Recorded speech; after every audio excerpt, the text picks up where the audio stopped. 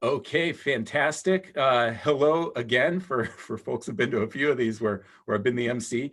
This is Stay at Home with SABR, and SABR Chicago is proud to welcome Andrew Aronstein. His topic today is expert analysis of historical baseball photos. Many of you, I think, know Andrew already, but in terms of his photographs that he's going to show us, I think a lot of images that you've never even seen before, and his knowledge of the era and his knowledge of the photos as photographs, but as collectibles. To me, as far as people I've met, it's completely unmatched. So I've raised the bar really high for you now, Andrew, but the way we're gonna run it is I'm just gonna turn it over to Andrew. He's gonna do his show and tell. If you have a question about a particular photo that's up, it's probably simplest to unmute yourself and just go ahead and ask your question while it's still on screen. While you're not asking questions, try to stay on mute, and that'll just keep the sound a little better and ensure that you know, the rest of us can hear Andrew. So, okay, with that, I would say, Andrew, take it away, and just remember you can share your screen as needed. Okay, sounds good. Thanks, Jason. Okay, so what I'm going to do is I'm going to share my screen here so everybody can see what I'm looking at on my desktop. This is going to be image heavy, so I'm going to be sharing a lot of images here, so bigger screen is better for you. Let's see if this works. Okay, can everybody see my screen? Yeah. Yeah. Yes. Okay, very good. All right, so what we're going to be looking at today are original photographic prints that were used in working newspaper archives, and one archive in particular, and that is the Police Gazette. The company that I've been working for the past several years has been in possession of this particular archive since 1988, well, really 1987, but it really goes back to 1979 when my father purchased this archive from Burt Randolph Sugar, who was the editor of the Ring magazine. So you're going to see on these photographic prints, on the reverse will be stamping from the Ring. Some of them will have this, some of them won't. We're going to take a close look at both the front of these photos, but everybody knows what the front of a photo looks like. But we're going to look at a lot of back stamps and other details on the reverse of these photos. So I chose this image of Roger Bresnahan in 1913 to start with, because I really want to emphasize the fact that these are working press photos, and these are not intended to be collectibles, although they have very much become that today. In the past 20 years, especially in the last 10 or 15 years or so, the price for these photos and the market for these photos has really increased. So there are actually 3 auctions running right now that have a lot of press photos being offered for sale. And by the time we're done with this hour and a half, or however long we go, I think everyone will have a good education on what they're looking at when it comes to this stuff. So what you're seeing on this photo is masking. That's taking out the background. Now this was done for various reasons, usually to silhouette a player because they were using this you know, in a publication, and they just wanted his body in whatever art that they were putting together, and they didn't need the stands or whatever else. And it's just a striking image that I think kind of encapsulates, you know, this material. So let's go on to Lefty Williams and Eddie Seacott. And you'll notice there's a tear down the middle of this photo. And this is because when the photos were filed, a lot of times they, you know, they had kept things alphabetically. So, you know, they needed a photo in the Lefty Williams file, they needed a photo in the Eddie Seacott file, and they really only cared about the image. So they had no problem tearing things in half, you know, cutting them up. And a lot of examples you're going to see here, you know, these photos are trimmed. They're marked up in all kinds of crazy ways. And we're going to get to more of that in just a minute. So what I'd like to do is introduce a bit of the equipment that was used to shoot the images that we're going to be looking at. And we're going to go through this pretty quick. So this is a Autographlix. This is your typical press camera from the deadbolt era 1920s. And I should tell you that the vast majority of the material we're looking at is deadbolt era through the 20s. And we're also going to take a closer look at this image in a little while. But these are press photographers in Comiskey Park, 1917. And these guys are probably shooting for all, you know, different publications. And they're just trying to get some material for the next day or to keep for their files.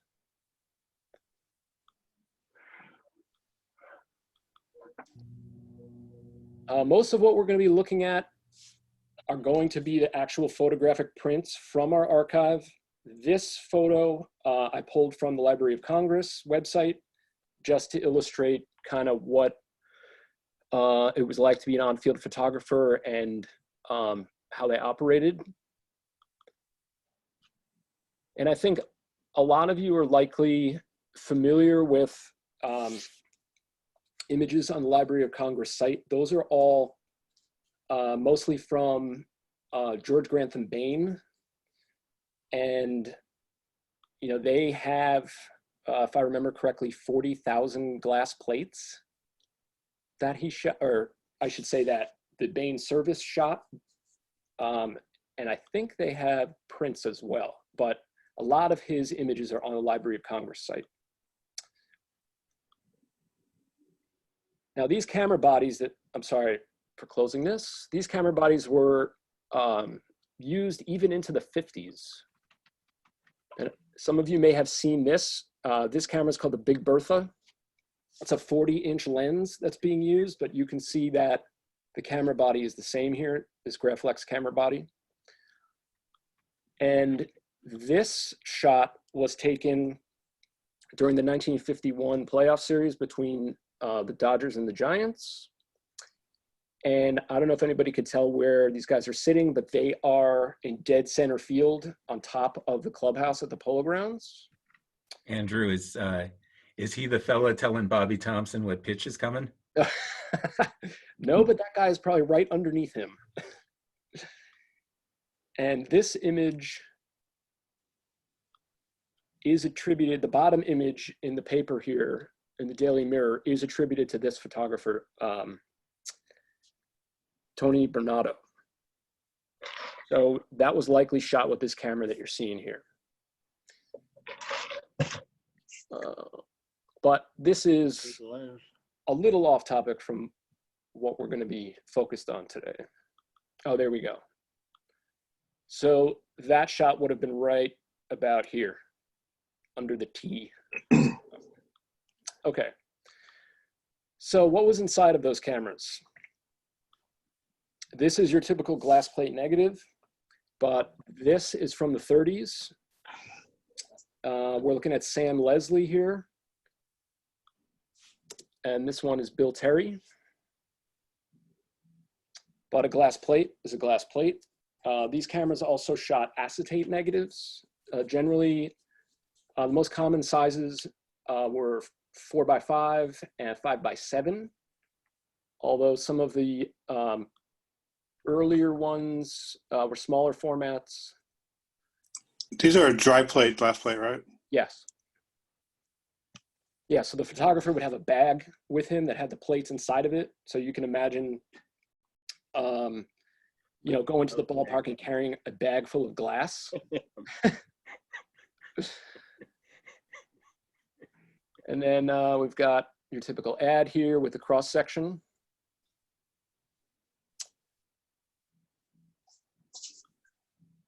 And these ads are both from 1911, 1912. So Graflex was aware that these cameras were being used to shoot baseball.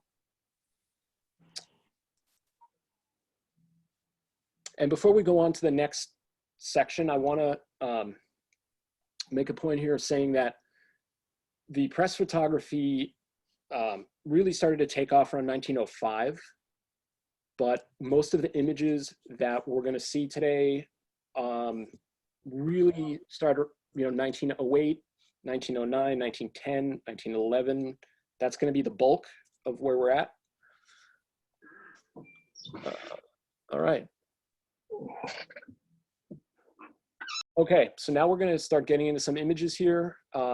If you guys have a question, please speak up. Also, I want to mention, if I misidentify a player or get a date wrong, feel free to call me out, because that's part of the fun, I think. All right.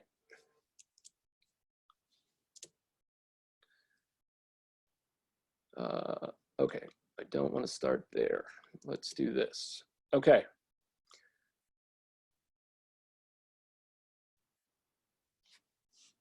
So this is Christy Mathewson in 1909 at the Polo Grounds.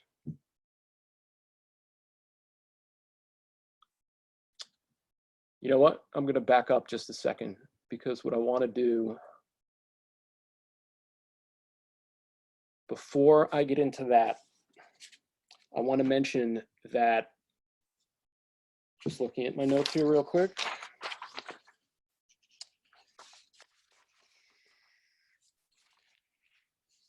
Okay, so when we're talking about these press photos, we're really talking about a few names in particular when it comes to photographers. Most notably is Charles Conlon, who I'm sure everybody's heard of.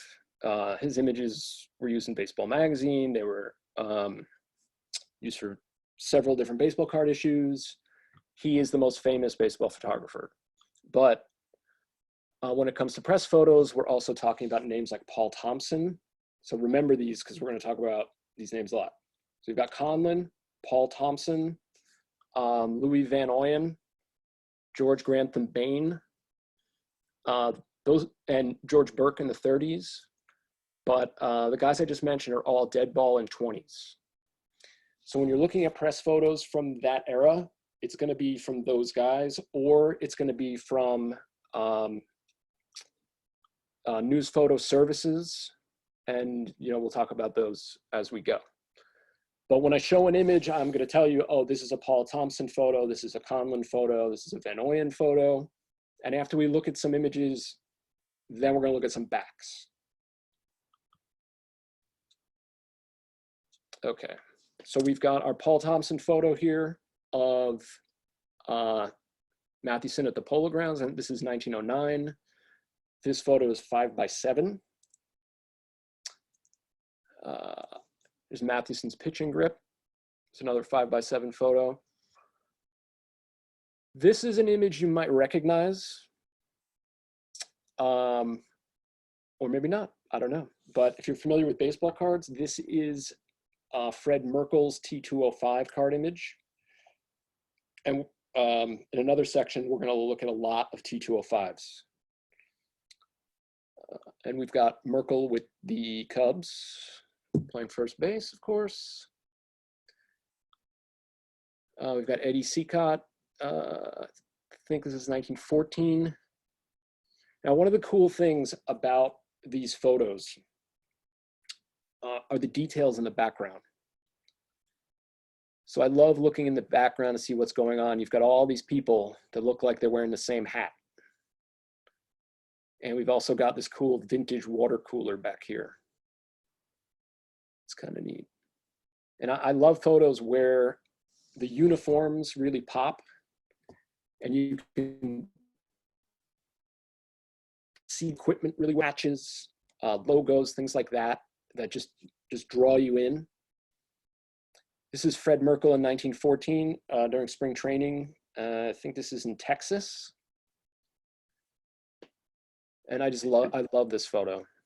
Is that the era when the Giants had lavender pinstripes? Yeah. Yes. I think this might be that uniform. Yeah, they had the lavender socks and the logo as well. And that had to do with a college, right, that McGraw went to?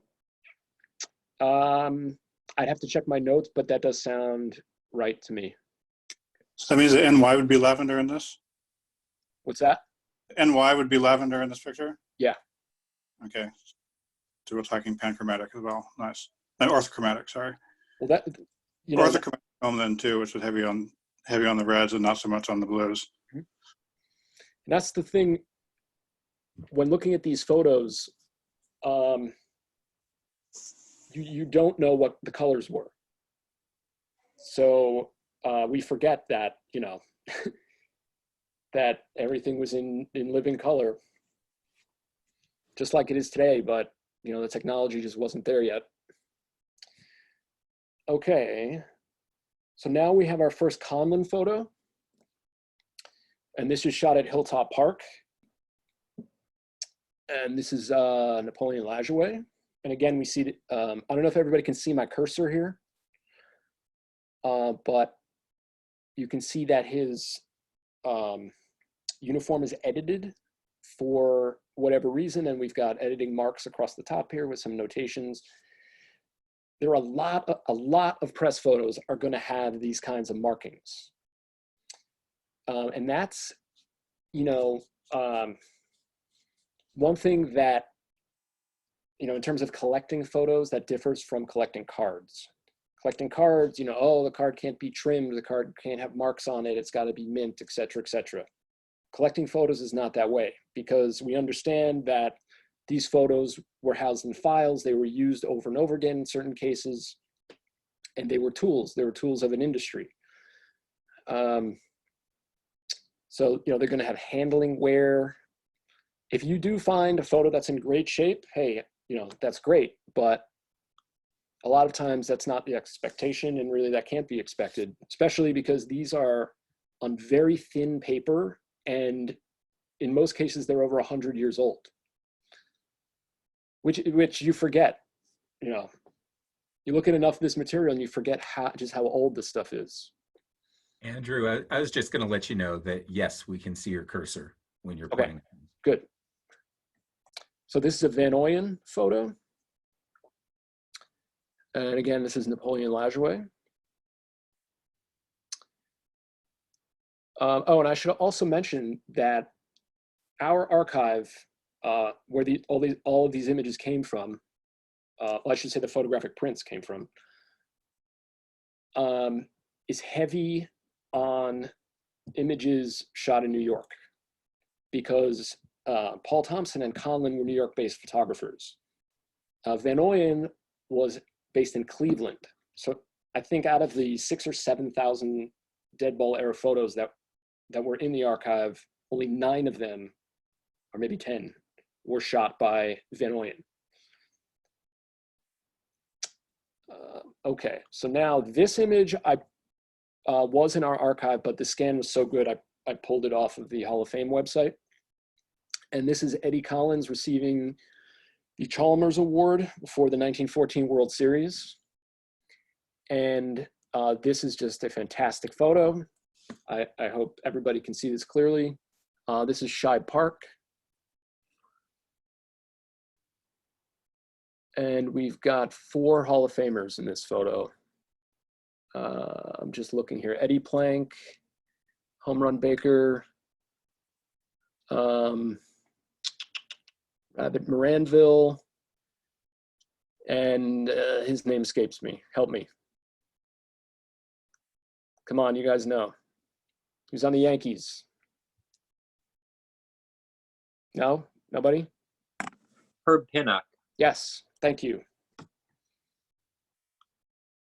If this crowd didn't know it, I don't know who would, right? I know you guys know.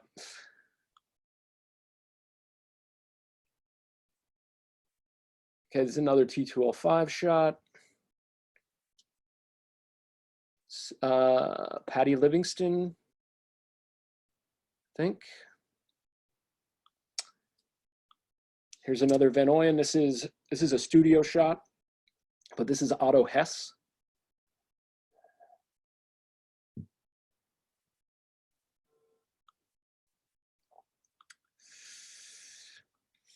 Now this is really cool. This is, these are Paul Thompson portraits.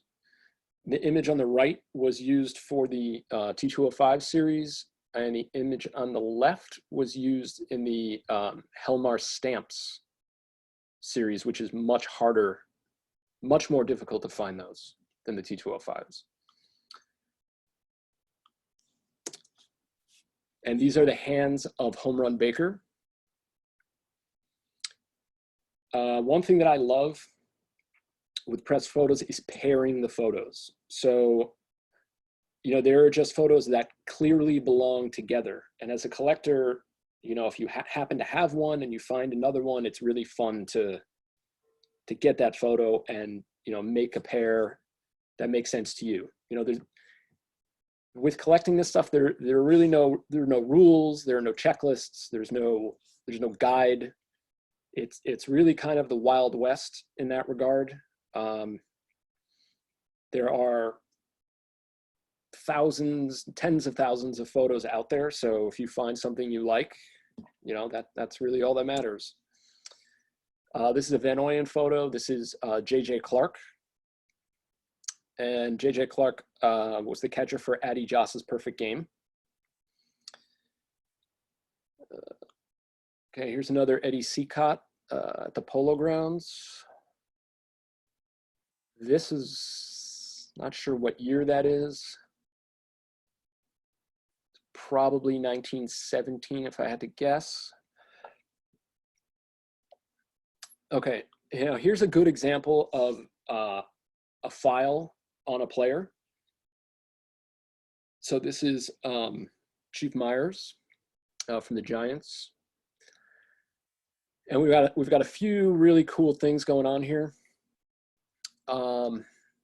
This photo that's mounted to the board in the upper left, this is his T206 card image. This photo in the middle is his T205 card image. And the image in the upper right, this is the 1911 World Series uniform that they had specially made just for the World Series. And we're going to look at this image down below, or these two, in a little while.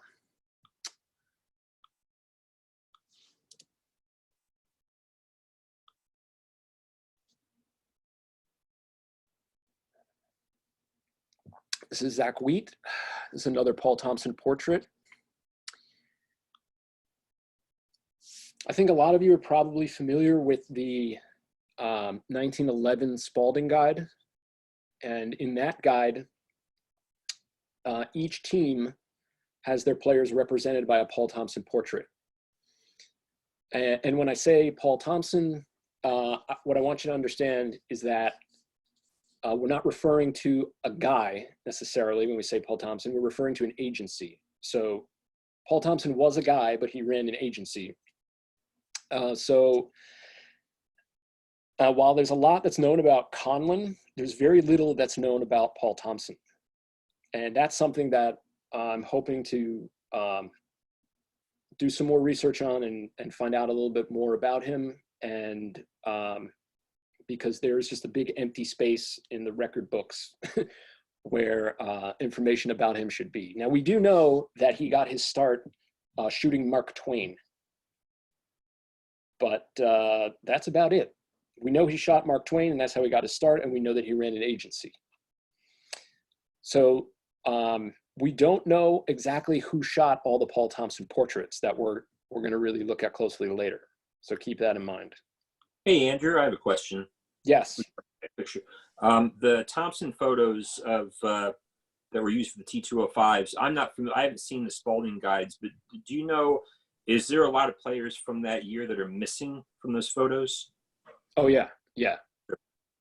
So the interesting thing about having an opportunity to go through an archive like this, you see a lot of interesting things that you wouldn't necessarily be able to put together unless all of this material was in one place. So There were portraits of players that were shot, but never made it into the guide for whatever reason. So the portraits of those players are out there, but you wouldn't know it just by looking at that guide. I see. Oh, the other interesting thing is that while we have the portraits in the guide and the portraits are on the T205 cards, we don't know necessarily why those images were shot. So it's unknown whether they were shot for the guide and then used for the cards, or vice versa. Or they were just shot, you know, because a paper requested them, and then the Paul Thompson agency just happened to have them, and then, you know, then they were distributed out. So there's a lot of unknowns. Okay, so we've got 3 Philadelphia Athletics here. My brain hurts. Stuffy McGinnis, Jack Lapp, and Bullet Joe Bush.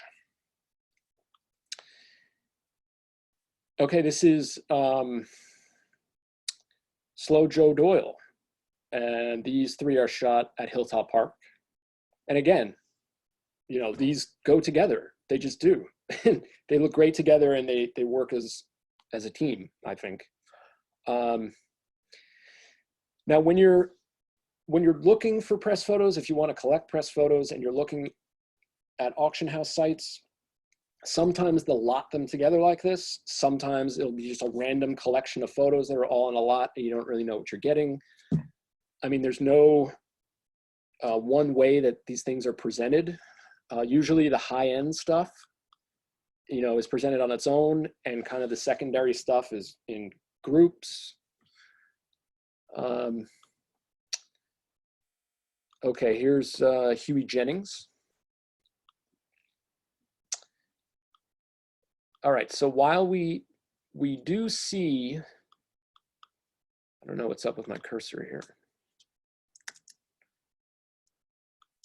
Okay. All right, so we do see duplicates here. This is very uncommon in the wild. Usually, you know, an auction house site is not going to sell 2 of the same photo in an auction. In fact, in most cases, these photos that you're looking at are unique. Or now they're unique because only one of them remains in existence. These may have been distributed out to multiple sources, you know, multiple publications around the country, but you know, there may only be one that's known to have survived. So in some cases, going through our material, it had been in storage for 30 to 40 years. So a lot of it was untouched. Not all of it, but a lot of it. And sometimes I would find things like 2 of a photo or 3 of a photo. So that was pretty cool.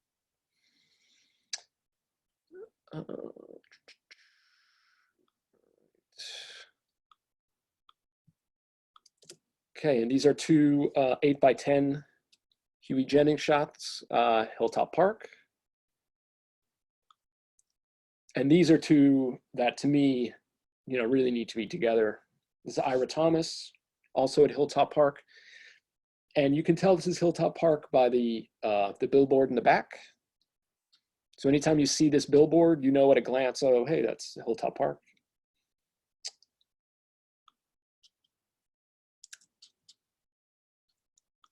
All right, everybody knows who that is, so I don't think I need to mention it. And this is a Andrew, we classic. probably shouldn't have passed Huey Jennings by without saying, "Ee-yah." Yeah, that's right. And there's a funny story that goes with this photo, but I'm going to save it for a little later. Okay, and again, we've got some chopped up 1919 Reds. All right. Expect me to remember who these guys are. Heine Groh On the left. It's that Hod Eller in the middle, and Maury Rath on the right. All right. Eddie Grant. So the photo on the left, that's a Paul Thompson photo. Looks like 1909. In the right is a Paul Thompson portrait, also a T205.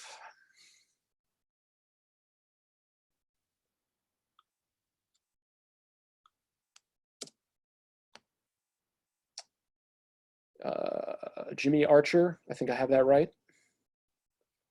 That's also a T205 image. Ira Thomas.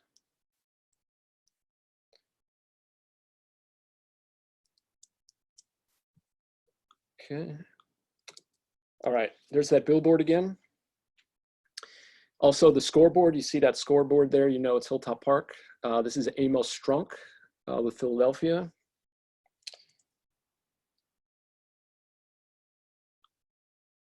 And of course we have Honus Wagner.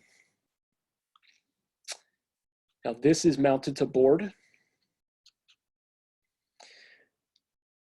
So in the world of collecting this stuff, there are a few different schools of thought. Some people would take this to a conservator and have the photo removed. And some people prefer to leave it because it could be considered a piece of art on its own. I guess that's up to, you know, your personal preference.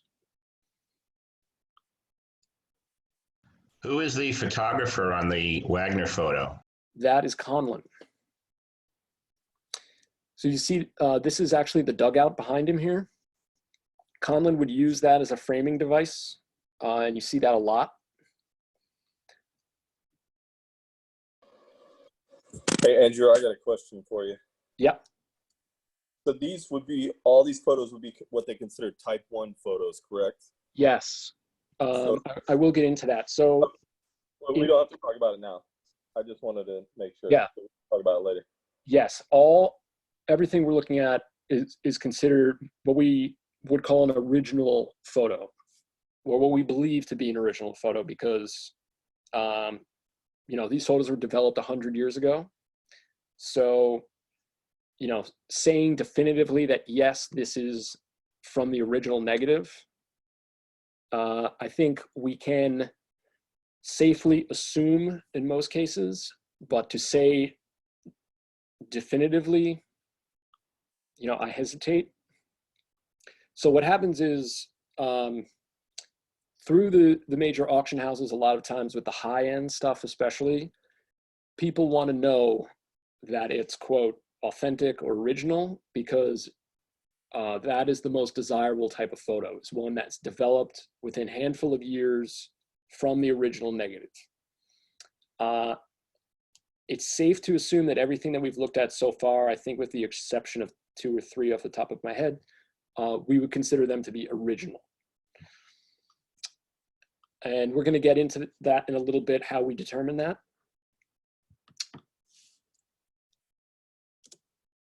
Okay, this is Ed Sweeney. So the shot on the right is a Conlon. The 2 on the left are Paul Thompson.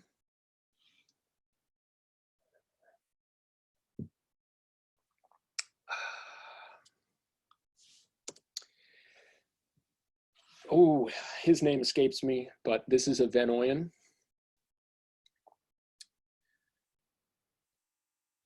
Oh, it's Bob Rhodes. That's who it is. Here's another, I mean, I love all these photos, but here's one that I love in particular. And again, we've got, you know, these guys just staring straight at us, you know, right out of 1915, and their uniforms are all muddied up, and, you know, just what's not to love about this? You know, this is clearly cropped from a larger shot. And most of these in this format, so this is a 6.5 by 8.5. You know, 6.5 by 8.5 and 8 by 10s, they're all enlarged. You know, in some cases we're gonna look at in a second. I think actually the next one, we're going to look at images that are the complete negative. So in some cases, those are going to be contact prints, which are really the highest quality image. They create the highest quality image possible.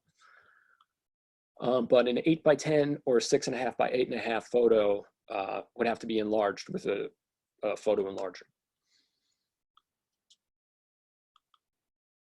So here we go. So this is exactly what the photographer saw when he shot these images, and these are Conlons. So you can see these notations on the right. Those are the photographer's notes that he actually placed on the negative itself. So, the clarity of these is, it's incredible. And I wish that, everyone could actually see these in person, because even seeing them on the computer screen, while this is actually really good, it's just not quite the same.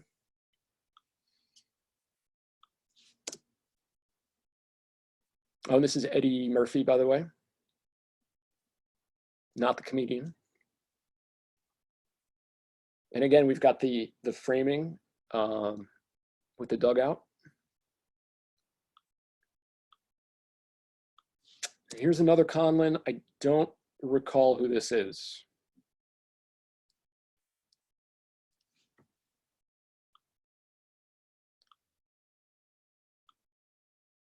Looks like somebody posted in the chat.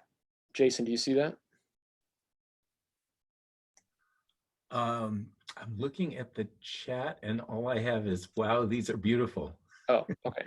I just saw an alert that said chat. Oh, okay. Yeah. Yeah, I think you stumped us on that last one.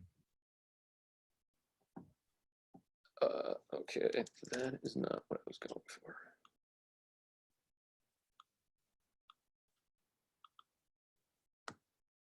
Okay.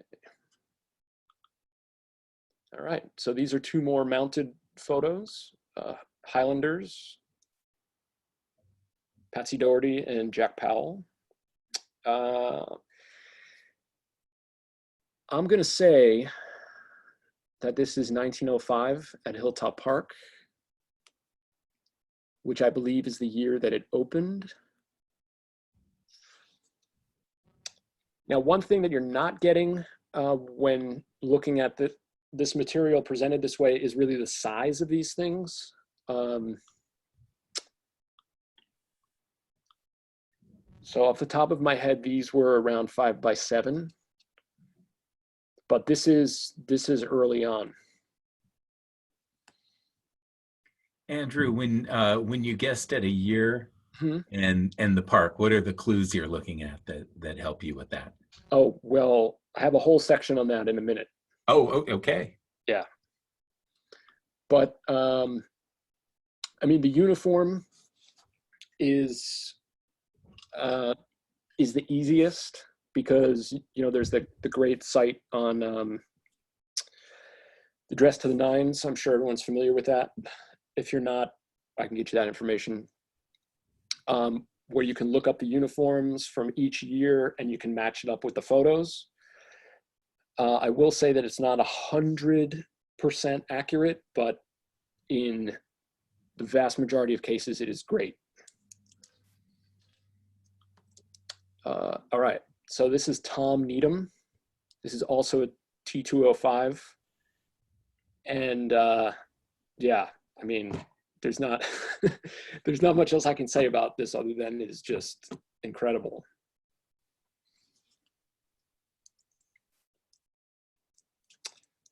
All right. Now this is an image that you guys might be familiar with. We're talking 1917 World Series here. There's one player missing on the left, and that one player is Joe Jackson. And that piece was missing from our files, which was very upsetting. And I mean, it's upsetting that this photo was chopped up because I've never seen this one as one piece. So this is probably the only example out there. This is a Paul Thompson photo. It's a 6.5 by 8.5. And, you know, the fun thing about, well, the irritating thing about finding photos that are chopped up like this is when you're going through an archive the size of ours, and even if it's alphabetical, if you're not familiar with what the complete image looks like, you have no idea of knowing what other players are in the image. So this one I happen to be familiar with, so I could go to their files and pick. But in a lot of cases, I would find a sliver of a photo and I just put it off to the side and hope I found the other pieces later and try to match them up. But in some cases, it was clear, you know, oh, this is the infield for the, you know, 1917 Giants or whatever. So I would just go to the infielders files and try to find them that way. But, you know, all that stuff is time consuming, and I was trying to get through things in a timely manner. Here's a classic Conlon. This is Mike Gonzalez. The cool thing about this photo is that he's in a Boston uniform. And if I recall correctly, he only played one game with Boston. So you guys can look that up on Baseball Reference real quick if you're so inclined.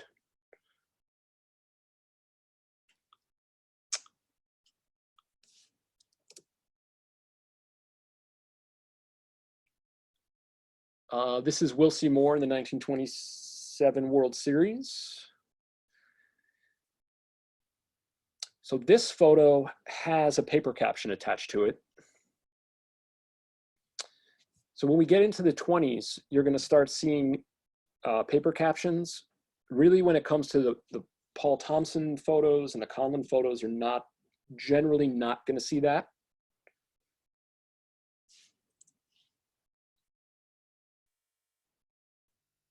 So if you're a Yankees collector, you know, this is not what we consider a high-end photo, but certainly interesting with the connection to the 27 World Series. Walter Johnson, Paul Thompson portrait. This is a T205.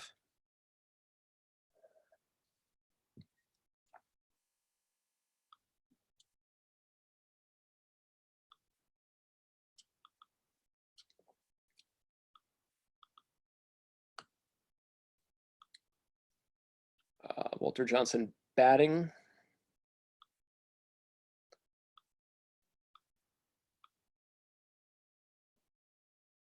All right, and you know, when we're talking about this portrait and the next two we're going to look at, we're getting into the high-end photos. You know, these photos can go for tens of thousands of dollars, as opposed to some of the other photos we've been looking at that might be $150, $400, that kind of thing.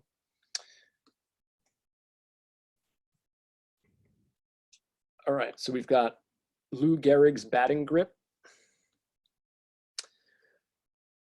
And again, we have pinholes all over this.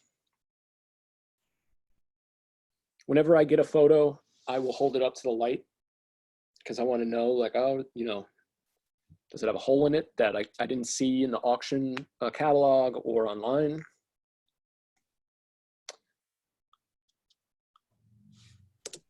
And this is a very famous photo. This is a 6.5 by 8.5 Paul Thompson photo of Babe Ruth. And this is part of a whole series that they shot on this day of Ruth. And these are out there online if you search for them. This is a $40,000 photo. This is a very, you know, high-end photo right here.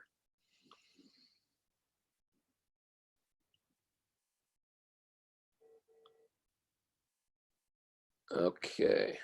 All right, so we're going to go to our next section.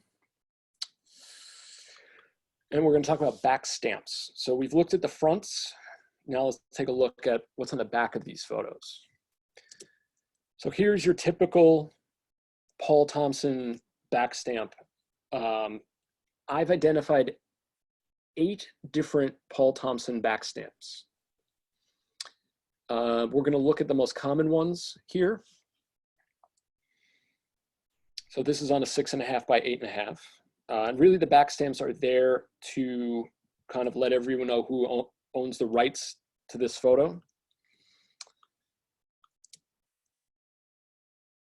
Okay, so this one has your Paul Thompson stamp. It also has the ring, because that's who ended up with the archive after the Police Gazette had it. Also in the backs of photos, we're going to see that in a second, but you may have notations, handwritten notes about who the player is, you know, why they're taking his picture. Sometimes if the player changed teams, they would note that on the back of the photo.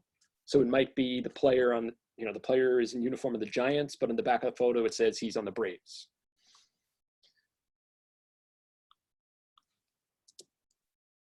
Oh, so here you go. So this is a photo of John McGraw, and he's receiving a tomahawk at the Polo Grounds. And again, we have our ring stamp here. All right, just, you know, all marked up. This is a smaller, this photo is much smaller. It's like baseball card size. That is not common, but they're out there.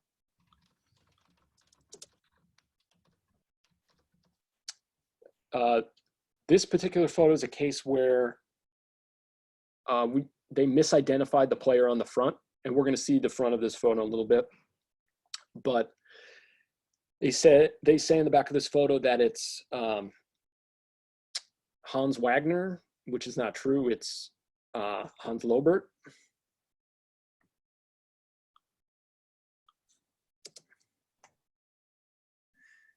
And this is a less common Paul Thompson back stamp, and another very common Paul Thompson back stamp. The one on the right is a 5 by 7.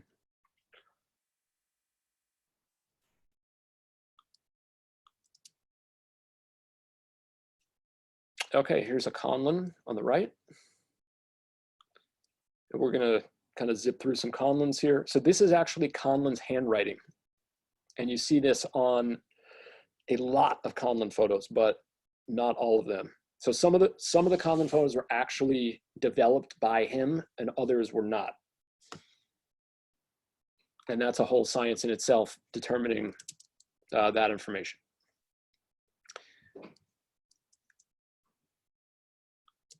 Okay, so these two are actually from my own collection. These are Bain photos from M. Cohen's collection, whoever that is. So this stamp, September 18th, 1908, this is a very early date stamp. This is the earliest date stamp that I have seen personally, and then the earliest date stamp that's in my own collection. And it's also 5 days before the famous Merkle Boner. And here's the front of one of those photos. So the person you're looking at in this photo is actually not a baseball player. This is a Hall of Fame boxer by the name of Terry Mcgovern. And he is 5'3", and he used to work out with the Giants. And I did some research, and I can tell you that he played in at least one spring training game, which I think is very cool, and it's cool to have a photo of him. And this goes to show you how deep these archives were, because they had images of players that played in one game, one inning. I have a photo of a guy who played in one inning. I've seen photos, very rare, but there are photos of players in uniform for teams they never got into games with. And you will see that more in spring training, but finding a player of a photo in uniform for a team that he never played for at a major league ballpark, that is rare. That's very rare.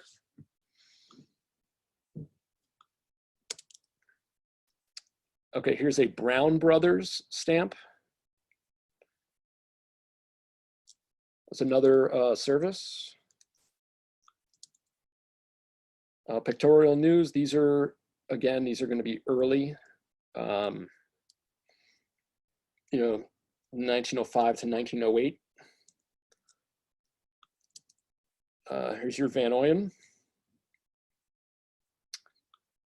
There's another Van Oyen. And this one's a little dark, but there's another one.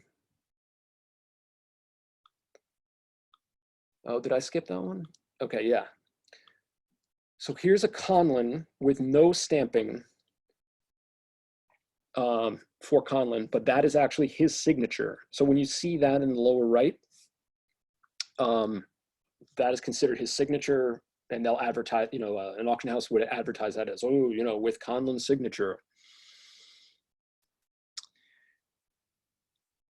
Oh, and this came up on Twitter the other day, I should point out. There's a date stamp here of July 16th, 1927. There are all kinds of reasons why a photo would get a date stamp. It's usually when the photo gets filed, but there were any number of reasons to give the photo a date stamp, and I think different archives, you know, did it differently. It could be the day that the photo was developed. It could be the day that the photo was filed. It could be the day that the photo was used in publication.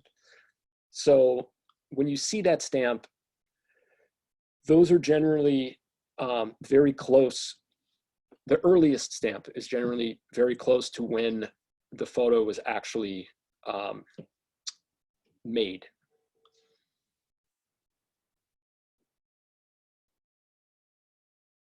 So you're not going to see a stamp like with a date on it from, you know, that was applied 10 years later. I hope that makes sense. Okay, so here's some paper tags from the 20s. You're going to see this a lot on photos from the 20s. Sometimes you're going to see where the paper tag used to be, and there's just a piece of it left. That's no big deal. But the good thing is when these are intact, it tells you more about what's going on and why the photo was shot. Underwood and Underwood, you'll see that quite a bit. International Newsreel. Sometimes you're going to get a paper tag like this. So the interesting thing going on here is up at the top, we've got a paper tag that says International. So that would be International Newsreel, likely, but it also has Underwood and Underwood. So sometimes, you know, a photo would get passed around and it would get multiple stamps. And this one is worth noting and looking at the back because this is Ray Chapman, of course. You know, and the photo, this is a photo of Ray Chapman, but the back says, Star of Cleveland, Americans, hit by pitch ball by maze of Yankees may die. So that tells you quite a bit about when this photo was made. So every now and then you'll come across something really cool like that.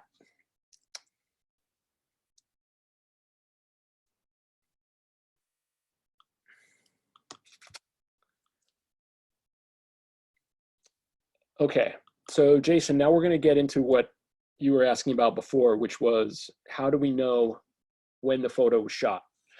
So this is really helpful. Okay, this was helpful for me when I was going through a lot of images and going through them quickly. So in my head, I could take notes. But this is helpful to everyone in general. This is a good tip. If you're going to be looking at and collecting dead ball era and 20s era photography, you want to familiarize yourself with the backgrounds of Hilltop Park, the Polo Grounds, and Washington Park, where the Dodgers played. So this first image is Hilltop Park. This one did not come directly from our archive, but this illustrates my point extremely well, so I wanted to use it. These three buildings are still there, which is really cool. But when you see these three buildings, you know it's Hilltop Park. And not only that, the Yankees only played in Hilltop Park from 1905 to 1912. So as soon as you see these buildings, you know it has to be within those years.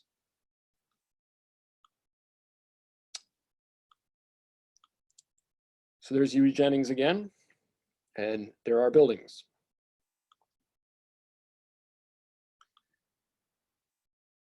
Danny Murphy and looks like Eddie Plank, and you gotta love the sweaters.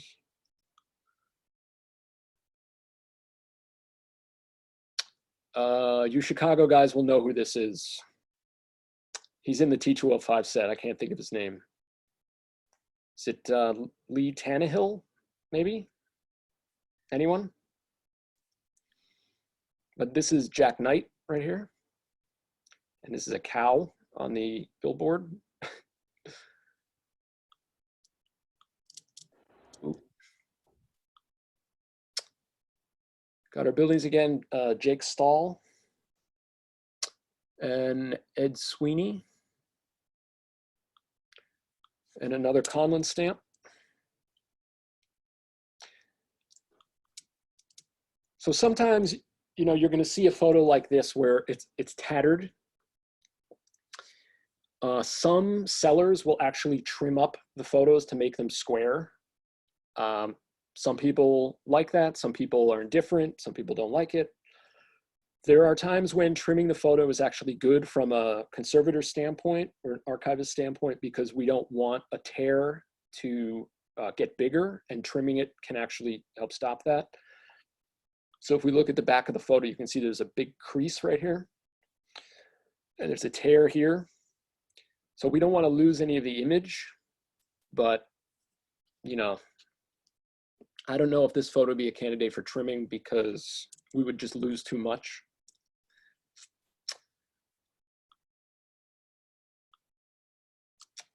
This is Kid Elberfeld.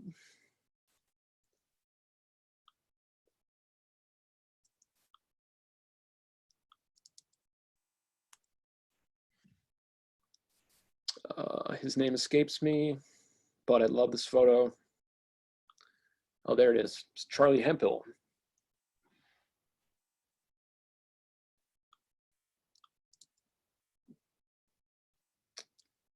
Some Cleveland guys. We've got our billboard in the background, so Hilltop Park. I think this is 1909. Okay, so we're going to get into the Polo Grounds a bit. So the Polo Grounds went through a lot of changes. So what I want everybody to look at, and there's great information through SABR on this. This second tier up here is very important. So this, I can tell you, was shot no later than 1908. And really, we only have to concern ourselves between 1905 and on, because 1905 is where, you know, this material really started to take off. So if you find images from prior to 1905, those are going to be extremely rare.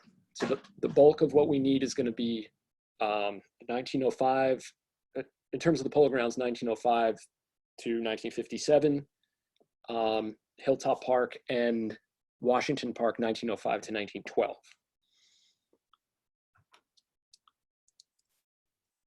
So this is the Terry Mcgovern we looked at earlier. We know this is 1908. Okay, so this photo, I found this photo at the National Sports Collectors Convention last year. I forgot where it was now. Chicago, right? Yes, we were in Chicago. That's right, Jason, right? I'm not that old. It all blends together. Okay, so the seller, who I like a lot, actually had this labeled as the 1920s, but I could take one look at this and tell you that this is 1909. Now this is Larry Doyle, and I still haven't been able to nail down who this player is. But let's take a look at our 1908 shot.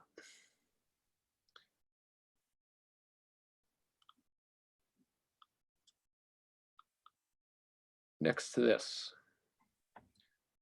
So what do we see here?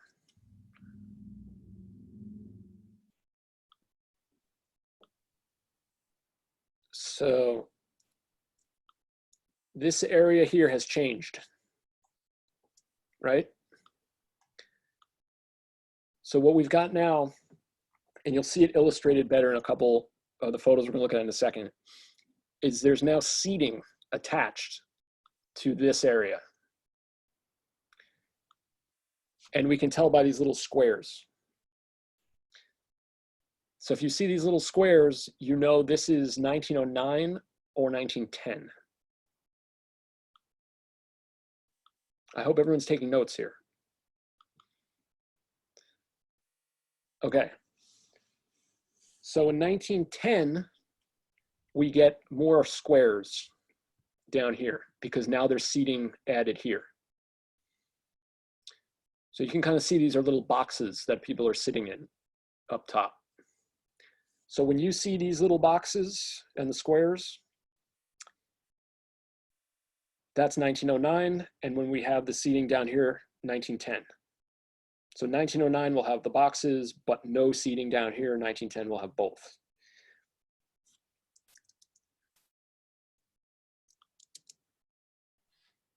Okay, so this is 1909. And that's Miller Huggins. All right, this is George Gibson, 1909. And you get a real good look at the seating here. And right behind him, sitting down here with his legs out, is Honus Wagner. So again, you know, cool little detail in the background.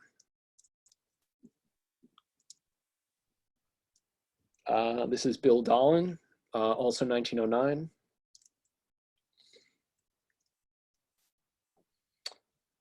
All right, so now we're gonna get into late 1911, 1912, and onward at the Polo Grounds. So in 1911, after the second game of the season, the grandstand of the Polo Grounds burned down. So once that happened, the Giants had to move into Hilltop Park to play their games, their home games. So the Polo Grounds was then rebuilt with a steel and concrete structure that looked completely different from the structure 1905 through 1910. So when you see this ornate facade of the second deck here, you know this is 1912 or later. Well, I'm sorry, let me back up. The Giants moved back into the Polo Grounds, I think it was in July. So it got rebuilt pretty quick. So it's either summer of 1911 and onward is going to have this facade up here. Now, this is a photo that I picked up in an auction. You can see the auction house's watermark here. And down here, I paired it with a subway transfer ticket to the Polo Grounds, which I thought was pretty cool.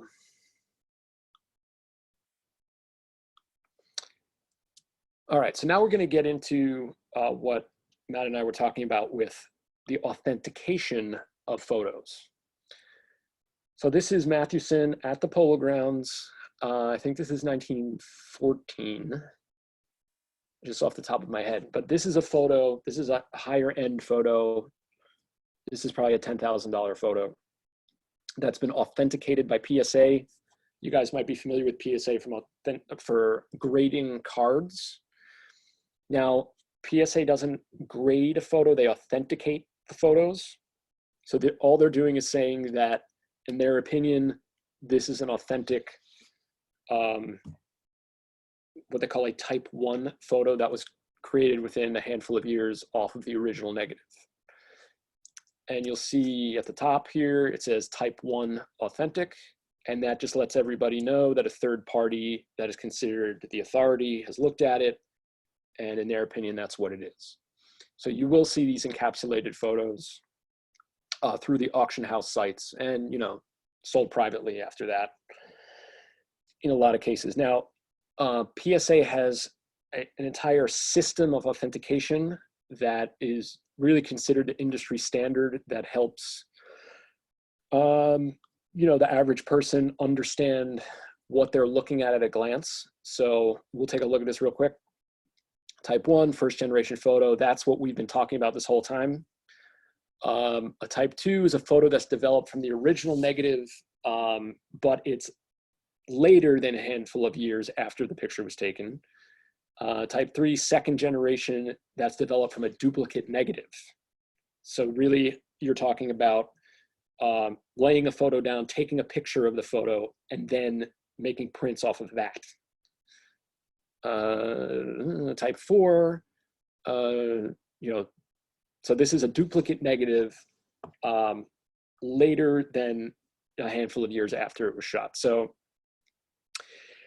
for the most part, the vast majority of Conlon and Thompson photos that have the stamping, like the ones that you've seen, those are going to be considered type 1 originals. I have seen type 2s, but not many. And usually when you see a type 2 Conlon or Thompson photo, the image quality is very, very poor. So they kind of stand out like a sore thumb. This is Sam Crawford, again at the Polo Grounds. So this is going to be post-summer 1911.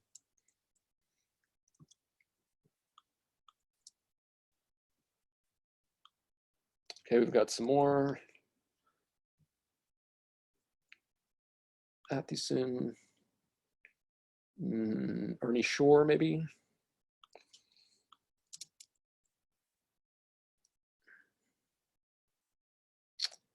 And Walter Johnson again.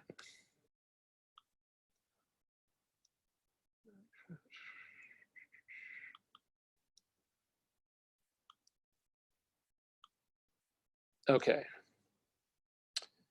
So I'm just going to show you guys a couple of things here real quick because we haven't even gotten to the good stuff yet. Okay. So in a working photo archive, there's a lot of this. Pasted to board, marked up. This is a Gowdy card, Al Simmons. Hack Wilson.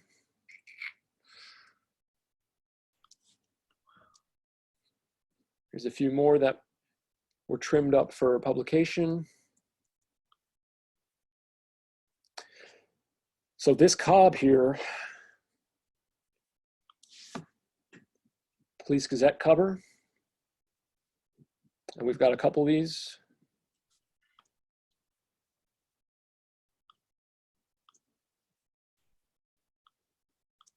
Wagner.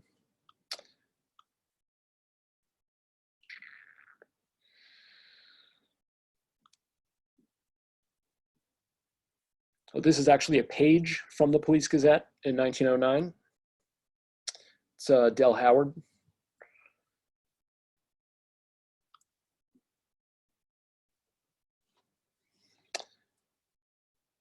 A lot of the better teams, the dynasties, are going to have thick files. So we had a lot of Philadelphia Athletics, a lot of Giants.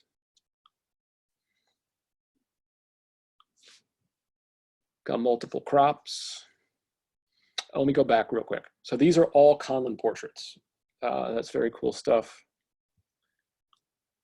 More crops.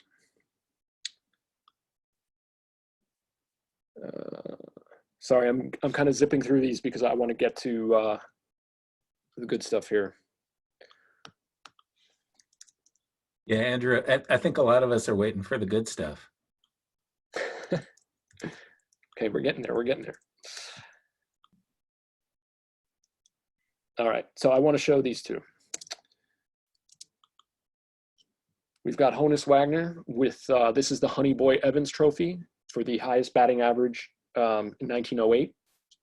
And he's being presented the trophy in 1909 at the Polo Grounds. And this trophy is on display at the Hall of Fame.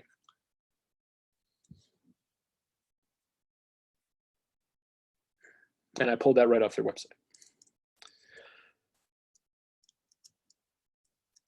And this is shot the same day. Don't remember what publication this one is out of, but I thought it was worth showing.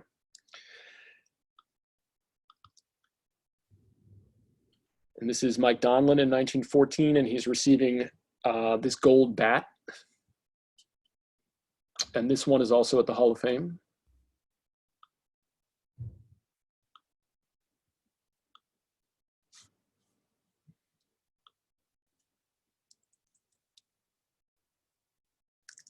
That's good stuff. Okay, you want to see the good stuff? We're going to get to that.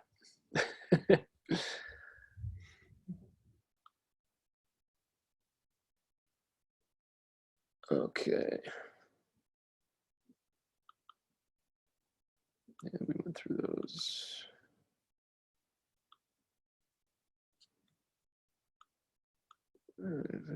All right, bear with me a second here. All right, so I've got a whole bunch of Chicago related images.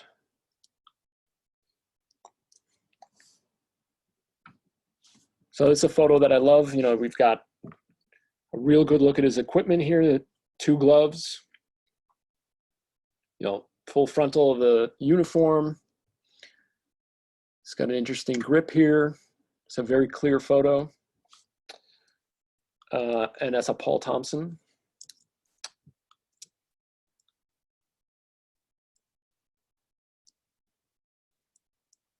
Again, 1917 World Series. Chick Gandil. So these are obviously from a little later, but I thought they were worth showing you guys.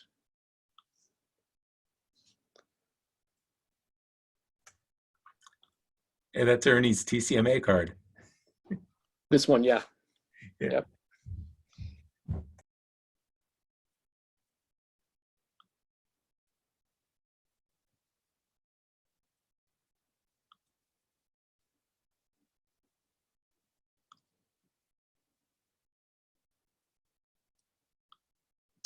Okay, so it's worth pointing out that this one has a baseball magazine hologram.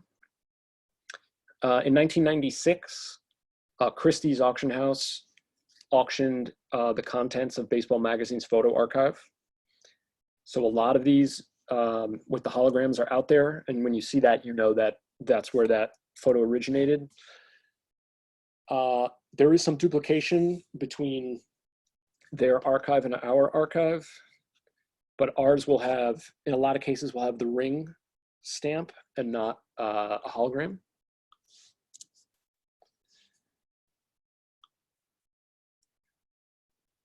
Okay, so this is Chick Gandil.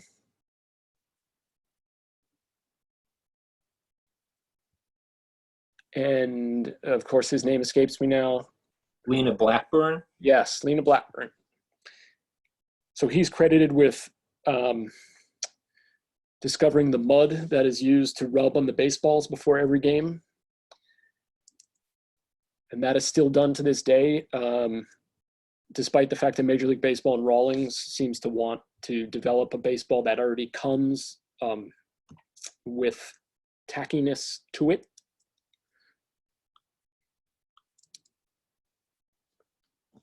So I'll zoom in on this one.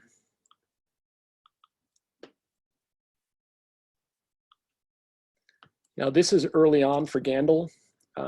If I have my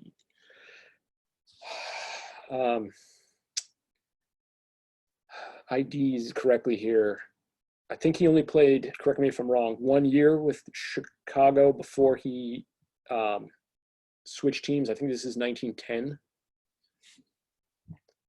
And I'd love to know what this guy is doing here. Up to no good, probably, talking to him.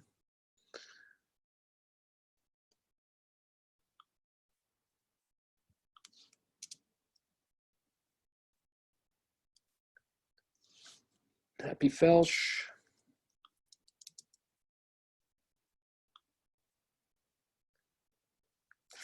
So in this photo, we have a 1917 inscription on the back. Faber, who beat the Giants in the 6th game for the championship of the world.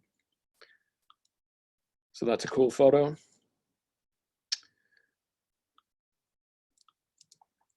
Let me know if you guys know who this guy is on the left. He's not a player that I know off the top of my head.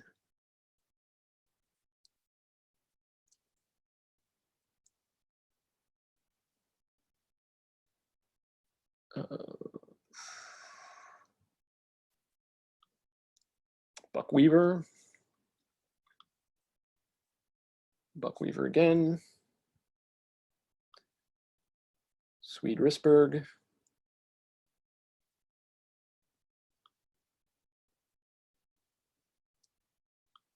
Lefty Williams. Grover Cleveland Alexander.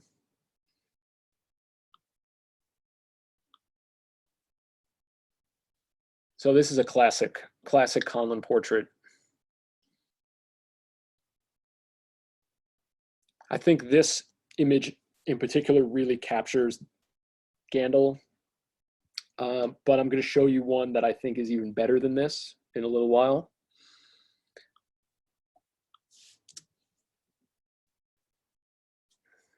Eddie Collins, Kate Gleason.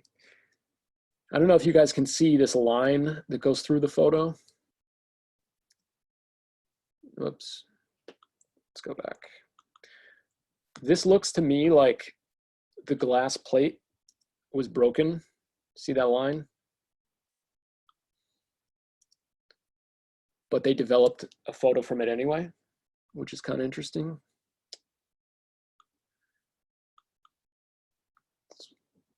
Billy Sullivan, Paul Thompson portrait.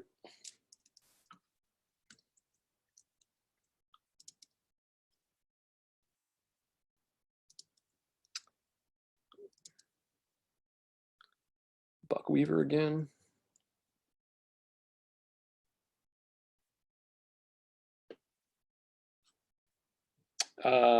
This is Hall of Fame catcher Ray Schalk.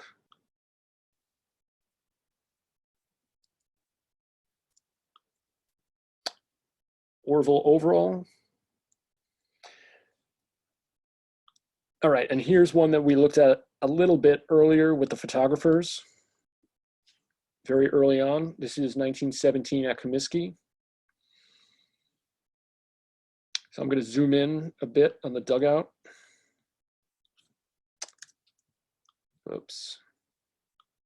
Yeah, hold on a second. I closed my window. All right, bear with me a second. I got to stop screen sharing for just a second.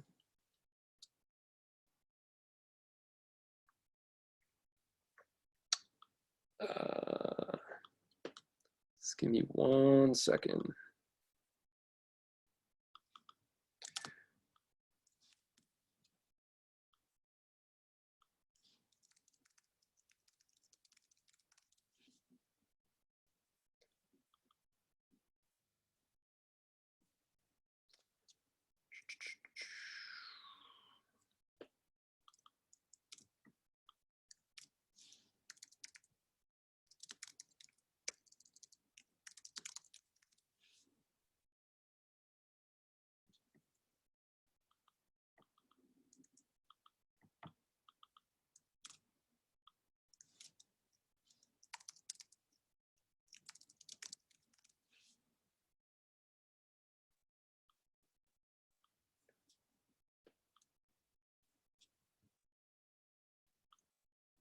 Okay, we're back.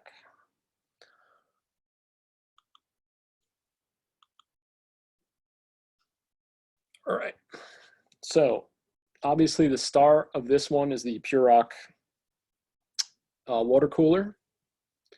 That is just a really cool detail. You know, unfortunately, we can't make out too many of the players.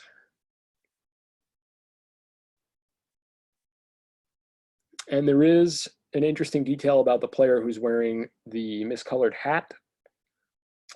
If anybody wants info on that later, you can message me and I can get that to you.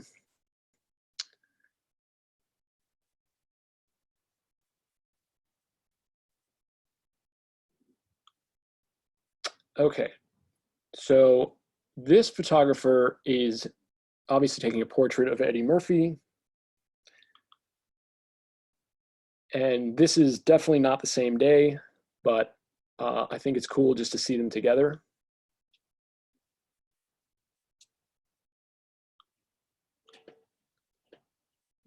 And this is a Conlon portrait.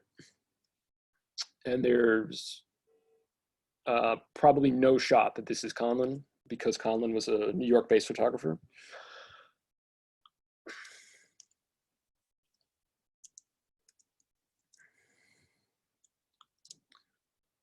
Okay, we've got Buck Weaver, sorry. And again, you're gonna see in a lot of photos, you'll see photographers kind of milling about with cameras in the back, like that guy. Seacott batting. Okay, so now we're back to that Joe Jackson photo. So our files did not contain a file marked Joe Jackson, which is a glaring omission, obviously, because, you know, he was one of the first files I went to. What we did have were a lot of Jacksons, but not Joe Jackson. So I started flipping through all the Jackson files, hoping that something was just misfiled. So I find this, Jackson Bill. And there was one photo inside this file. And this is the back of the photo. Jackson Bill, Chicago American. And this is the front. Whoops.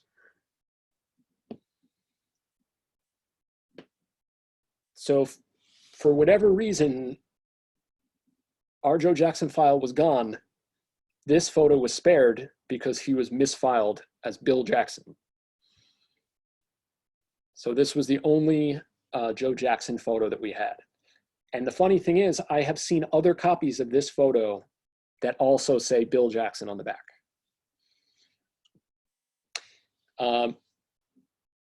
Also, something I should point out is that never trust the back of the photo. Always do your own research. In some cases, you know right away that, you know, a photo is misidentified. Always try to corroborate information that an auction house provides to you if you're looking at photos in an auction. Also try to do your own research.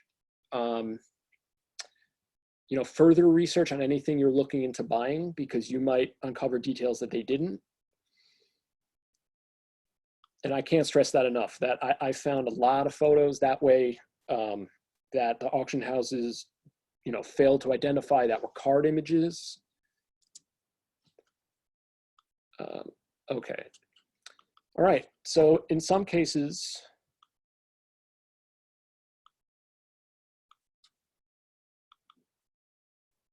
an auction house will receive a photo like this, Mordecai Brown.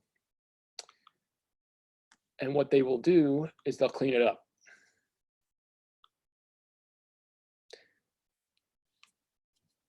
So you may not be able to tell if a photo has been cleaned just by looking at it. And again, does it matter? If you like the image, probably not. But sometimes you will have a photo in front of you and you can actually see residue of this editing remaining on the photo. So again, some people like to see the original art. Some people, you know, want it as clean as possible. Excuse me, Andrew, can you zoom in on his hand? Oh yeah. I don't know which one will be better. Yeah, this one probably. And there are actual close-up photos taken by these photographers of his hand. And they're out there, you can find them. But I should point out that this right here is actually damage to the photo that was done when they tried to clean it. So you can see it's not here, but it is here. So that is a risk that you're taking if you're attempting to clean photos. In some cases, the editing is actually water soluble. So even though it's 100 years old, you can wipe it off with water if you're extremely careful. If you don't know what you're doing, I would not recommend doing that, but it can be done. You guys may have seen this shot before. This is Johnny Evers and his son.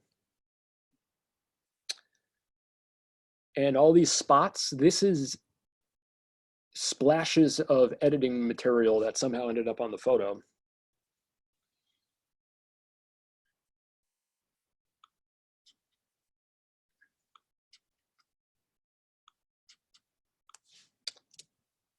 All right, so this is Swede Risberg.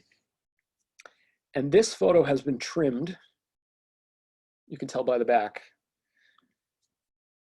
And this was likely an 8x10 that had 3 player images and that was then chopped up. Now, when you see a photo like that, and I wish I had a complete one to show you, but when you see a composite image with 3 full photos, that is most likely a second generation image, because to create that photo with the 3 different photos, they would have to take a picture of 3 pictures together and then develop a new photo. So you'll see these oftentimes designated as a type 2.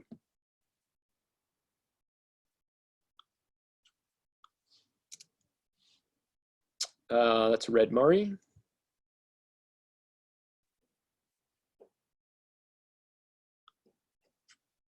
Okay, we've got some Chicago portraits here. These are all Paul Thompson's. That's Irv Young. This is Bruno Bloch.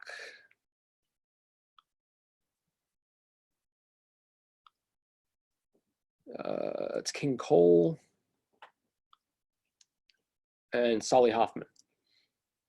So these were not used for the T205 series, but they are in the Spalding guide.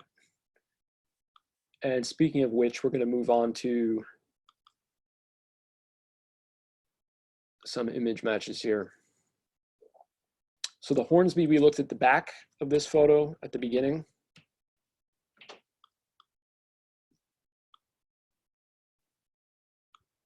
There's the card. There's the back again. And again, this high-end photo, this is a $30,000 photo. 20 to 30.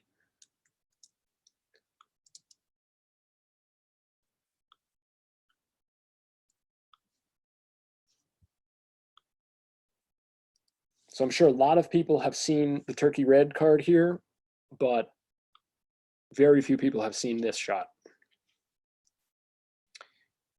This is one of my favorites. This is, first I'll show you the card. There's your turkey red. Let's put him on the screen. And I had no idea what the original photo looked like until I found this in the files.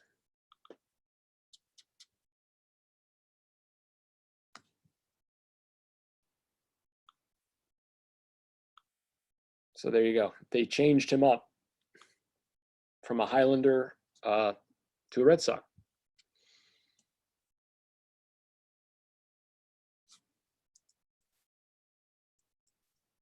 So that is a really, really cool piece.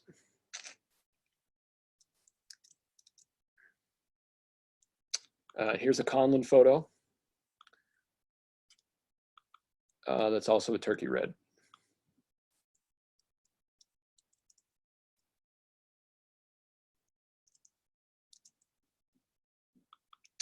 Now this photo is one I got at auction in a lot with a bunch of other photos.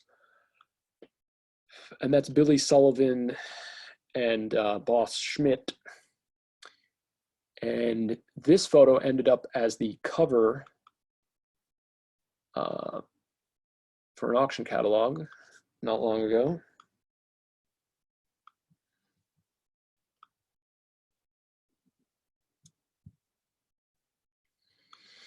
And as much as I love that photo, I'm more of a Giants collector, so sometimes I have to make tough choices and let some things go.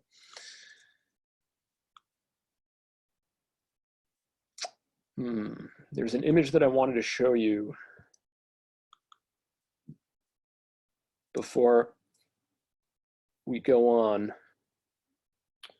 See if, here it is. Okay. So in my opinion, this is the best photo from the entire archive. And this is Chick Gandil with Washington. And I just want you guys to take a really close look at this photo, because when, I'm looking at hundreds of images and thousands of images, and I pulled this out of his file, and it's like it was glowing. I mean, it's an 8x10 Conlon of Chick Gandil.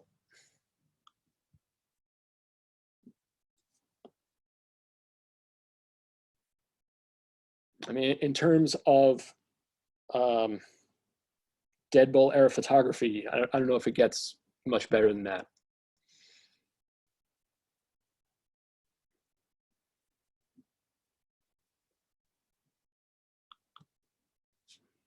And there's the back with the Conlon stamp and his handwriting. So definitely my favorite. And you don't see players with a giant clothespin by their neck anymore for some reason. And here's another shot of Gandil, and I wanted to point out his cap. In a lot of these early photos, you will find this. I guess they didn't have grommets on the caps, so they needed to vent them somehow. So the players would just chop them up. It's a very cool detail.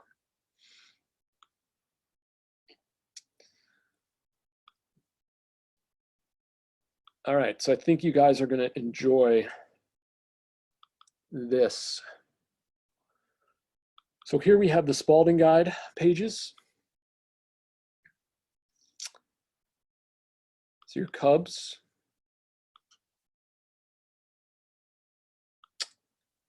So this is what most people are familiar with when we talk about Paul Thompson portraits.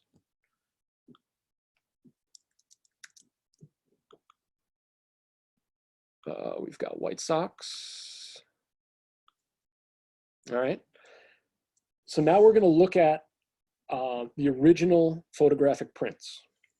And again, not all of these images are used for T205s. But some of them do appear other places, like the triple folders. You guys might be familiar with those, the Helmar stamps, other Dead Bull era card issues.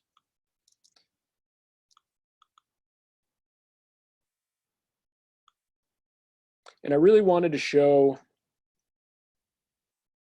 to everyone the actual photos and not scans, because I think it's a different experience seeing the photo in front of you as opposed to a scan of the photo. And really I took all of these just as notes for myself as I was going to call attention to things, so later on I could reference the pictures I was taking, so I could go back to certain things. So we'll look at the original image and we'll look at the cards. And in most cases, the artwork is pretty darn close to the photo itself. In some cases, you're going to see some differences.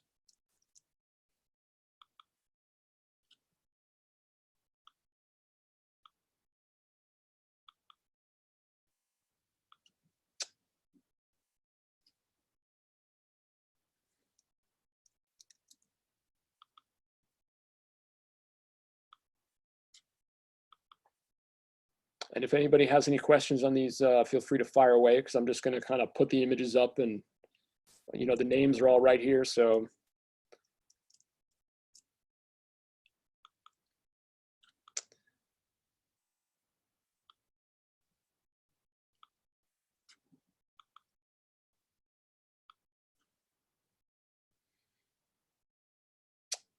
and that reminds me,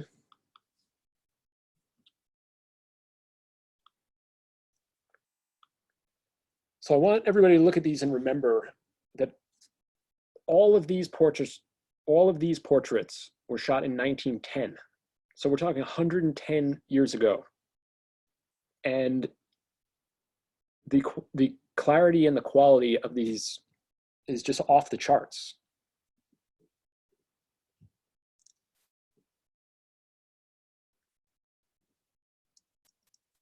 Andrew, I've got a question about that series. Sure. I had thought before that these were maybe done in a studio or something, but if they're all in the dugout, Yep. is it Paul Thompson or one of his colleagues literally just sort of going down the dugout, taking a picture of each guy, or do you think it's more likely those were all on different days? Well, that's a good thing you just brought up, because that reminds me.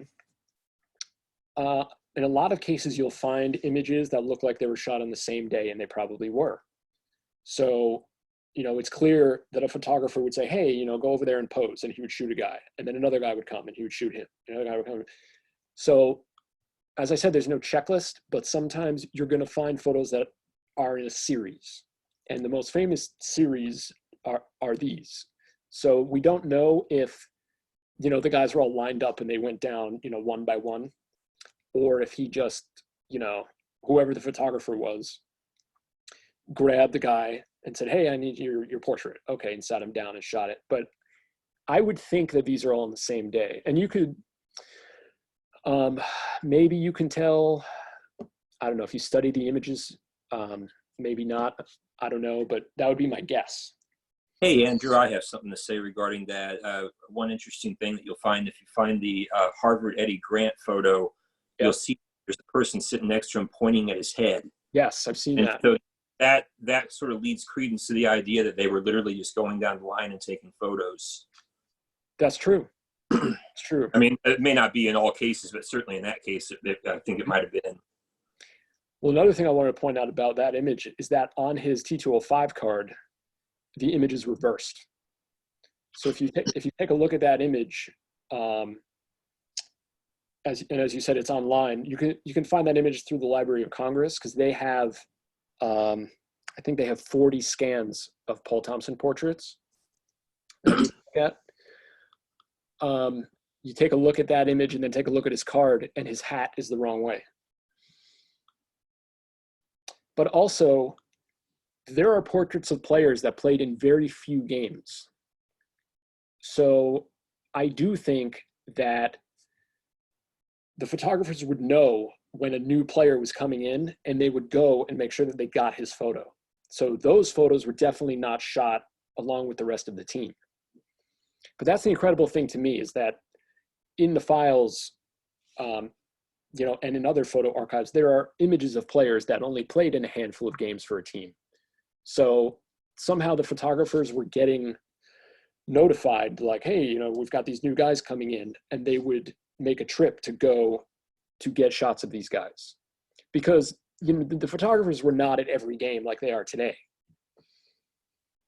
So the availability of images was obviously not like it is now.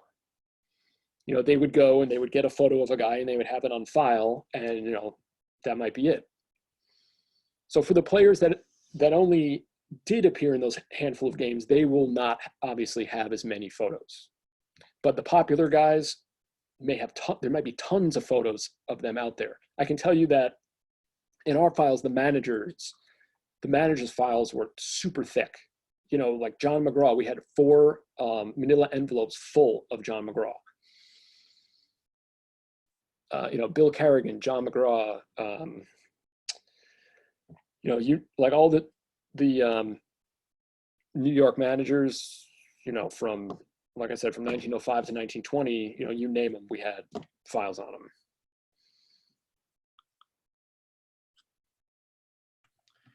Andrew, let me ask you a question about the cameras. Early in the presentation, you showed us some of the cameras. They're big and bulky compared to today's standards. Mm-hmm. And the pictures I'm seeing, you know, fall roughly in three categories. There's the portraits, there's the posed pictures, like the Hornsby picture looked posed. Yep. And then there's the real action where you can actually see someone sliding or throwing a ball. Are they all using the same type of cameras, or are they different types? As far as I know, yeah, the technical aspects of the cameras, that's a whole other ball of wax. As far as I know, they were, you know, the same type of cameras. Like they didn't have like, oh, I'm going to use this photo for action and this photo for a portrait, or yeah, that's beyond my base of knowledge at this point. Okay, thanks. Mm-hmm. Andrew, when you did show that picture earlier of the cameras, I was just curious, how much did those things weigh? Do you have any idea? I mean, they look awful bulky. Depends on the size, because you got to remember there were different formats. The most common format was probably 4x5. They were heavy, you know, compared to cameras today, but off the top of my head, I couldn't tell you the weight. Mm-hmm. Okay.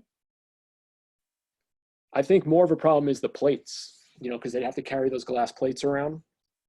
So they have a big heavy bag full of glass plates and a big heavy bulky camera.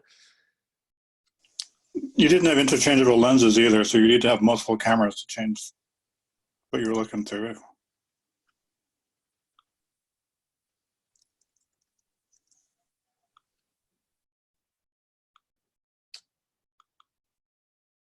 All right, and I just want to take a look at a couple other T205s that were not Cubs and White Sox.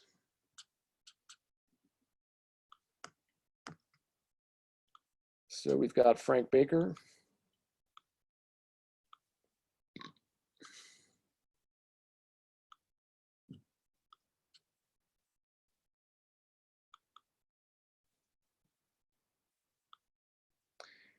And there were a couple not in the dugout in terms of the T205s. Not many, but there's a couple. Hal Chase being one of them.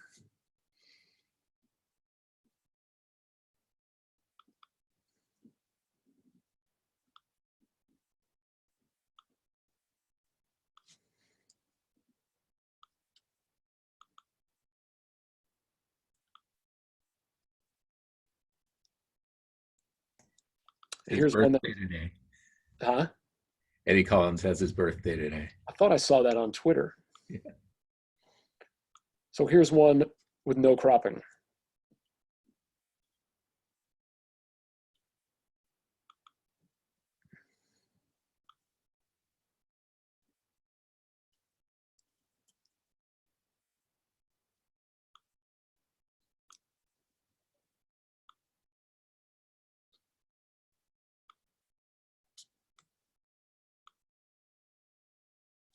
Okay.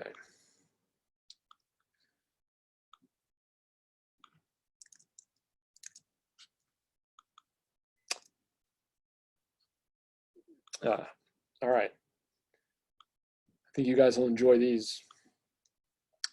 So Seacott and Felsch. This one I think we looked at. This one we haven't yet. This is the Polo Grounds. This is 1914 or 1915. And we've got a Shane O'Collins that goes with that one.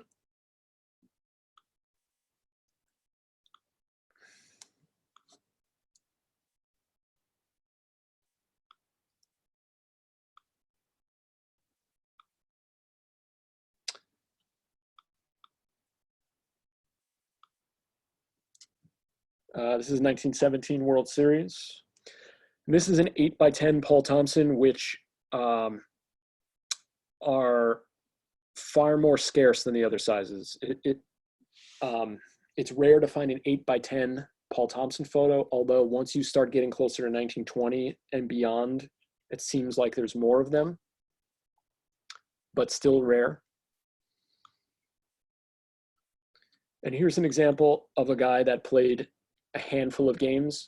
If you guys want to look him up on Baseball Reference, you may never see images of him anywhere else. I know that there's a few on the Chicago History site, but they're very small. I think there's 2 shots of him. This is Lore Bader, or his nickname was King Bader. And he played a handful of games for the Giants in 1912. And then I think, just off the top of my head, he didn't play for a year or 2, and then he resurfaced with another team. But McGraw in particular seemed to bring in players at the very end of the season, kind of after things were decided, and I don't know, to try them out or whatever else. So Mr. Bader was one of those guys, and here he is with a portrait. But this is a 1912 Paul Thompson portrait. And several people have asked me, and I don't know, and it's something I'd like to try to figure out, why were all of those portraits shot in 1910, but they, weren't done again after that? It's a question. Why didn't they do it again in 1911? Why didn't they do another set of cards? Why didn't, the Spalding guide have the same layout? So that's an unknown.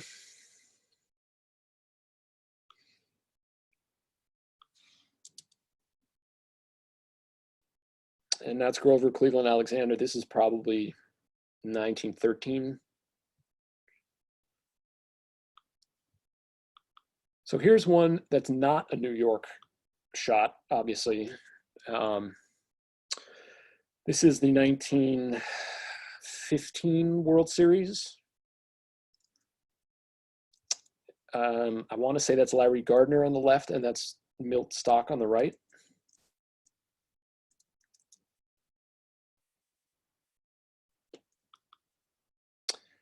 And we looked at a Ray Chapman earlier, and this is Carl Mays. And this is Carl Mays' rookie season. Again, this is a 5x7 Conlin with his notations here.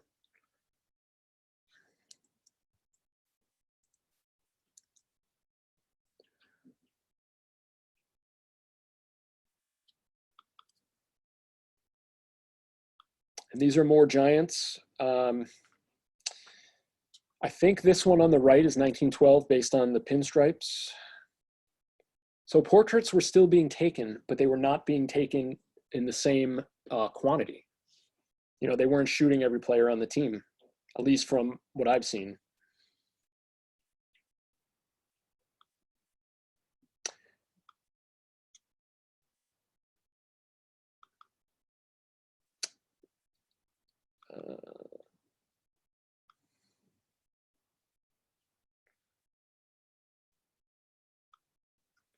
This is Bugs Raymond at the Polo Grounds, nifty sweater.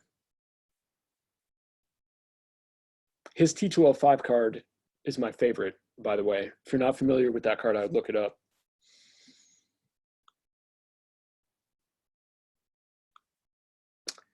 And I think the last thing that I want to show you guys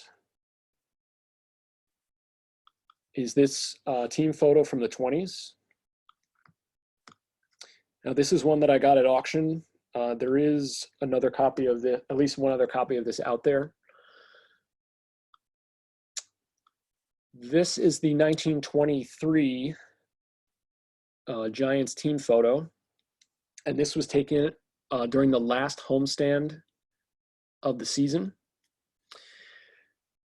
And by my count, there are 9 Hall of Famers in this photo. There might actually be 10. But what I love about that even more is this player in the lower right goes by the name of Turkey Gross. And remember, I was telling you guys that finding a photo of a player in uniform for a team that he didn't play for was rare. Well, I found one, and that's him.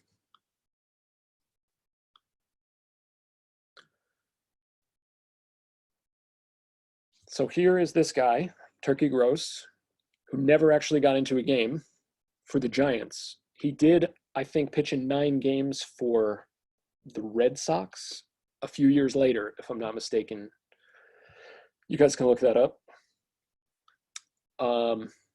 So years after I bought this photo, I found this photo on eBay. And I didn't recognize the name, and I could tell that he was at a major league ballpark and in a Giants uniform. And the back of the photo says, looking over the Giants' crop of players, Gross, a rookie twirler, anxiously awaiting a chance to shine with the world's champions. The funny thing is, he was a career shortstop in the Texas League. So why he's posing as a pitcher for the Giants, your guess is as good as mine.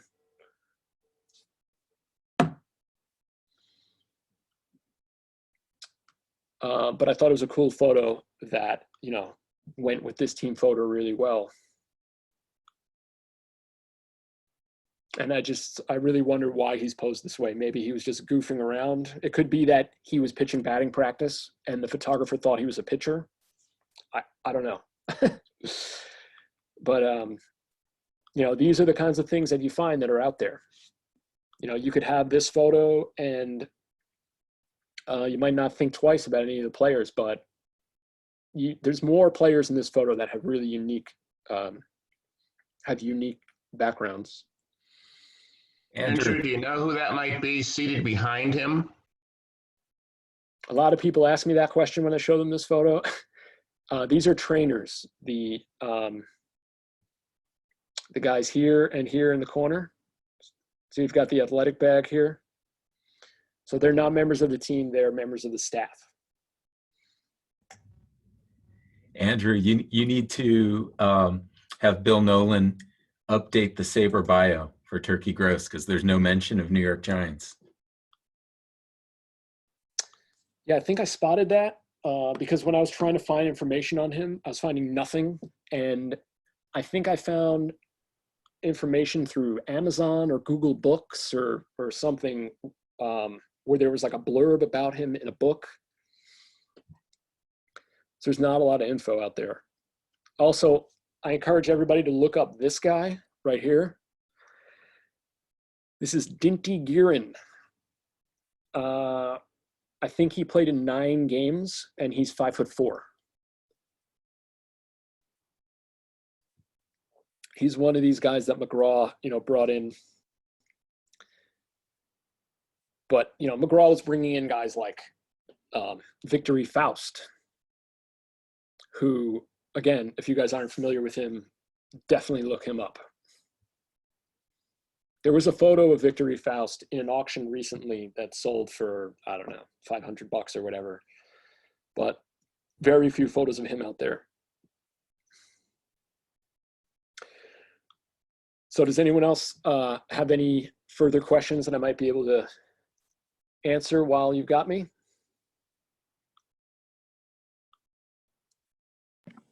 Yeah, this is Sean. I apologize if you've already covered this, but are these accessible online? Yeah, if you message me on Twitter or Facebook or email me, I can get you that info. Great. Okay, thanks. Mm-hmm.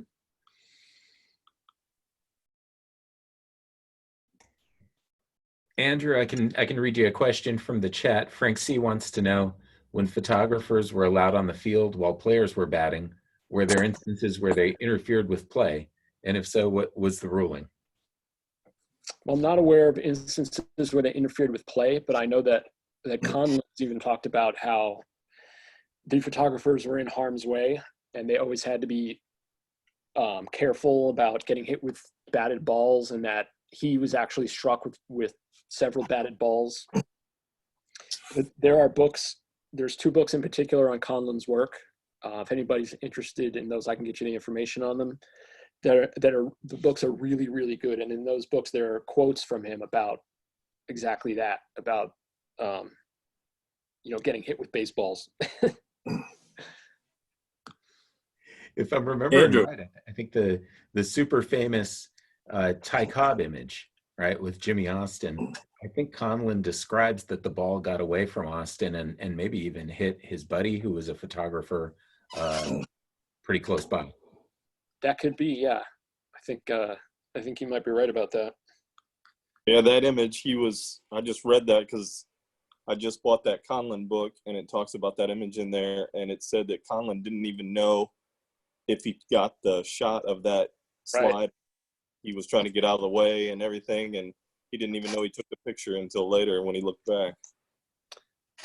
Yeah, that's Andrew, what do you have for glass negatives? Do you have a collection of those as well? right. In the archive, we have thousands of glass negatives, mostly from the 30s, some from the 20s. But, those, in general, they're very rare because obviously they're delicate and they're very old. The fact that anything made of glass that's 4x5 and is, 1/8 of an inch thick that has survived is kind of amazing. Hey, Andrew. Yeah. How far away were the photographers from the actual subject in some of those pictures? From a photographer. Just a few feet. Ooh. Because they were, they were basically right in front of the subject. Even in the action shots? Yeah. I mean, Conlon would set up right behind third base, right behind first base. Ouch. So they were getting pretty up close and personal. And that's a pretty cool thing about the glass plate negatives, is that if you do have an original glass plate negative, it was right up close with that player. So those are, even the photos, they're true artifacts from this era. I actually was reading this week, I forgot where I read it, but they were describing original press photos like this, describing the clarity as if, you could get up and walk inside the image because they were so crystal clear. From a photographer, that's gotta hurt. I've taken a few liners while shooting, and it hurts. Even that's from beyond the dugout. Oh yeah. I can't imagine. Yeah. Thank you for the presentation. Yeah, anytime. Andrew, how doable or feasible is it to try to make prints from the glass plate negatives that you have? Oh, we've done it many times. The issue is generally that the images or the glass plates are scratched up, and also when they're scanned, they're really contrasty, so they need to be worked on by a digital artist, and they come out great. I mean, they really do if they're cleaned up and they're worked on. And the images are incredible because the amount of information that's captured on the glass is really impressive. Well, it sounds like grist for another presentation. Yeah, I mean, I'd like to make, prints and card sets and all of that, but, rights to the images can be an issue, although a lot of the stuff is in the public domain now. I think the problems come into play more when we're talking about the logos, the copyrights and the trademarks and all of that. That gets into licensing and that whole territory.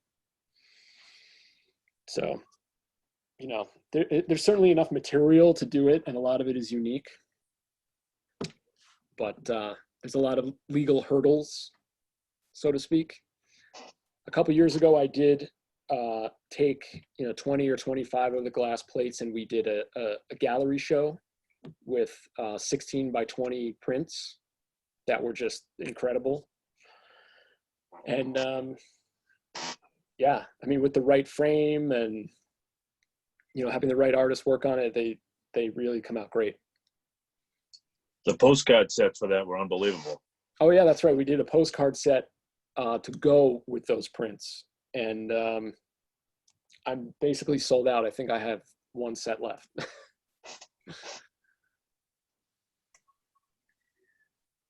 Well, hey, Andrew, I think you probably could keep going for a lot longer, and we'd have a happy audience about that. But my family keeps coming down, and they're hoping I help with some stuff upstairs. So let me do this. Let me say thank you to you for sharing the amazing collection of photos and your knowledge. And I want to say thank you to everybody who joined us today.